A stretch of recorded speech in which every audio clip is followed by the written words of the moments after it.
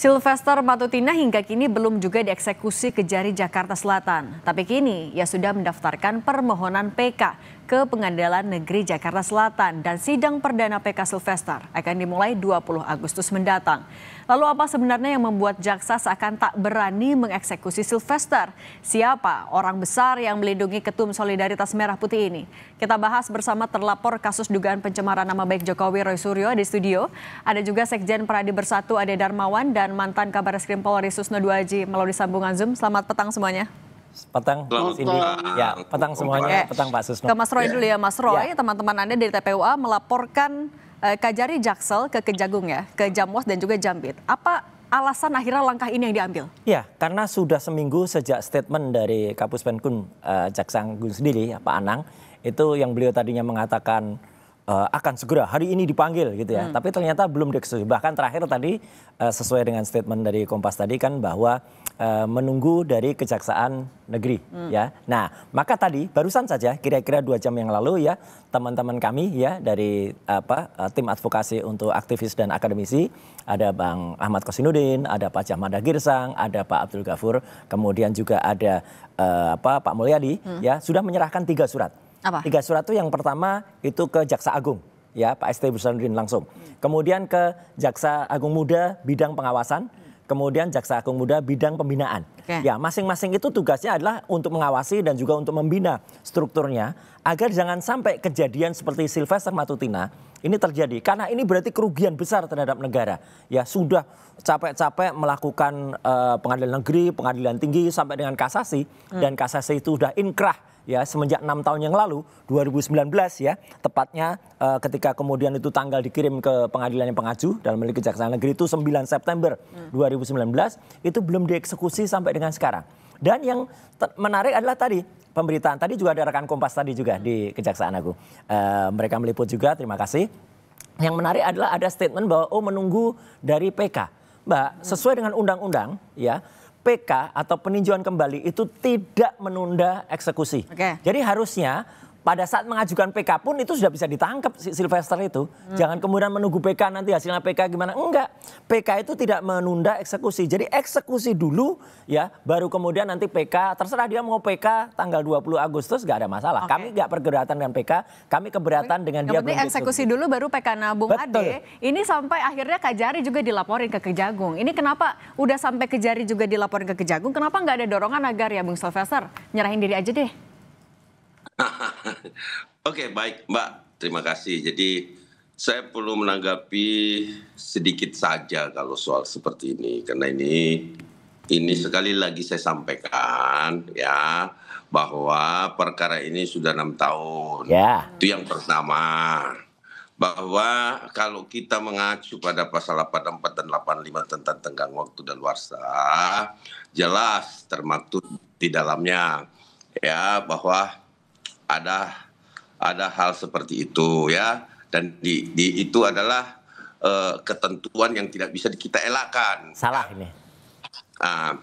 Terus kemudian bahwa di dalam pasal 84 itu jelas dikatakan tenggang waktu daluarsa mengenai semua pelanggaran lamanya 2 tahun. Mengenai kejahatan yang dilakukan dengan percetakan atau itu bisa diartikan uang palsu. Kita tetap begini dia. Oke, tahan dulu tadi. Kenapa Mas Roy ngerasa yang disampaikan tadi salah? Satu, berarti ada mensreah, ada niat jahat untuk menunda daluarsa. Ya, satu. Yang kedua, daluarsanya tidak 6 tahun. Masih ada, jadi daluarsa 6 tahun itu plus ada 1/3 waktu daluarsanya. Jadi masih ada 2 tahun lebih gitu loh. Jadi harusnya 8 tahun daluarsanya Mas gitu. Mohon maaf, saya belajar hukum juga Bang Ade, ikut-ikut Anda biar tambah pinter. Ada mensreahnya katanya Bang Ade. Ada niat jahat untuk nunggah daluarsa ini.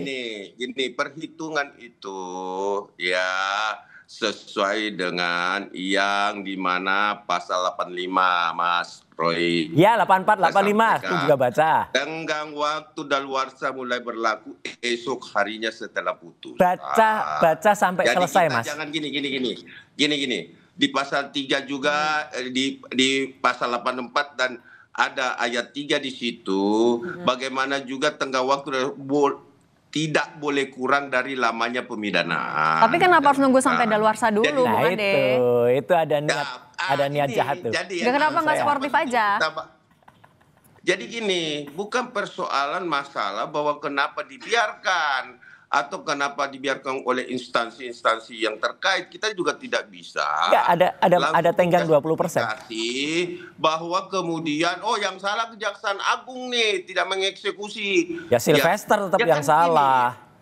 Gini loh. Dia nggak patuh dia. Terus kemudian kalau kita berbicara gini Mas Roy, saya ngomong dulu. Jadi Ya. ini kita berbicara hukum, kita kembali pada pasal 8485. Kita tidak berhak menghitung apa hitung-hitungannya di situ.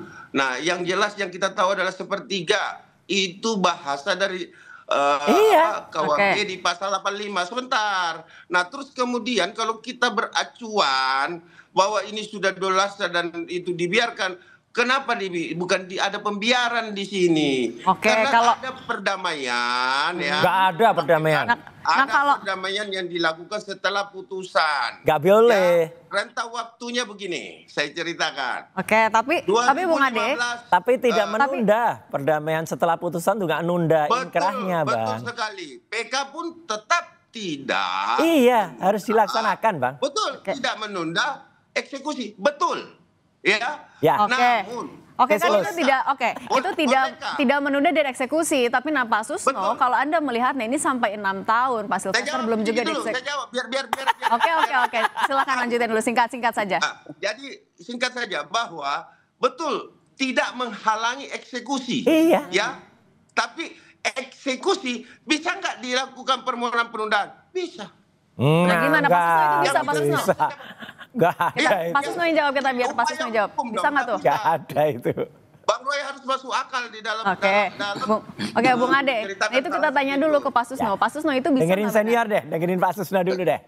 Oke, satu ya, perkara ini adalah perkara pidana. Ya. Perkara pidana sudah mendapat putusan yang berkekuatan hukum tetap atau inkrah. Nah, kalau inkrah harus segera dieksekusi. PK tidak menjadi penghalang.